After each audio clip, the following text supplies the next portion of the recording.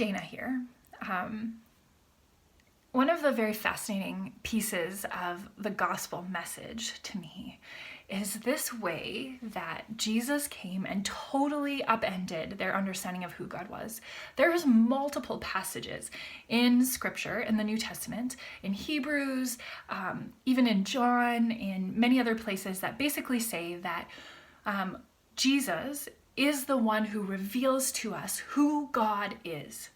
What this means is that so much of what we know of God needs to be put through, anything that we see of God needs to be put through the lens of who Jesus is. Does it line up? And if it doesn't, it is a call for us to wrestle with that. So if we believe and see that Jesus' life in the Gospels is one where he gives up power, where he does not retaliate, where he does not use force or power or war or violence against those who are pursuing him, we need to wrestle with the reality that this is the God that we see in Jesus. But in the Old Testament, like, what then do we do with, like, the book of Joshua, where God says, you know, it seems like God says, go and kill all these people. We have lots of ways of talking about that, wondering if they fully understood God, if this is a full picture of God, if maybe like their human error got God wrong. But what's interesting is that all of the people that Jesus interacted with, one of the main things that happens both in the Gospels and afterwards is that everyone is wrestling with their image of who God is, with their understanding of what God looks like, of their experience of who God is. And this is fascinating to me because what it indicates, what it kind of invites us into, is this idea that throughout our lifespan, part of faith and part of our journey with God is actually having our image of who God is transformed, debunked, so that a new one, a more true one, can grow.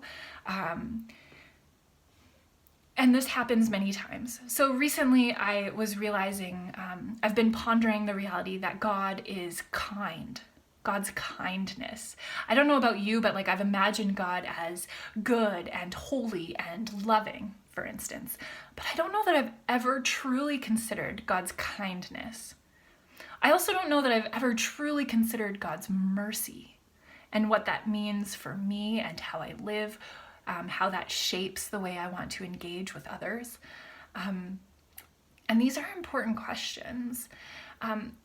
As I've been calling around and talking to a number of you, one of the things that I'm realizing is that there are so many questions that we have right now. COVID-19, watching things happen around us, you or the children of our congregation, the teens, we all are asking questions of who God is, or like, if God is all powerful, if God is mighty, if God can heal all these people, why is God allowing this to happen? This is a question worth wrestling through, and to be honest, it's not a question that has many good answers, that I don't have a clear picture for. There's a lot of ways that we can explain away what's happening, but the reality is that what is happening, and we are being called to wonder about that, and that's okay. We need to wrestle with our image of God, and that is good.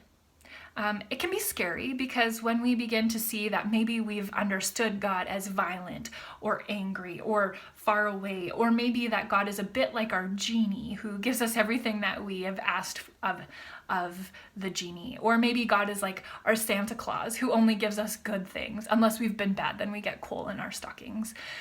These are ways that people imagine God, or that God is distant and far off, that God likes to punish us. These are images of God that I think exist, and especially if you look at movies in our culture, like, you can see these understandings of God in many places, and I think that we actually carry them around a little bit.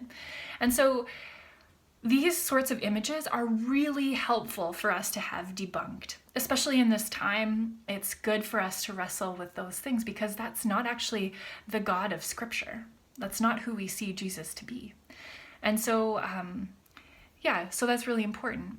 There's also ways in which our true images of God get torn away from us. So our image of God as kind, I think, has been torn away from us. And so we need to wrestle with these things. So one of the things that I'm wondering is, how for you has your image of God changed or been transformed over the course of your life? What are ways that God has invited you to lay down certain images of who God is and to pick up new ones? I would love to hear from you, love to hear what it is that you understand God to be. You can leave that in the comments. You can send us a direct message. You can give us a call or text. It would be great to hear about that. So yeah, let me know.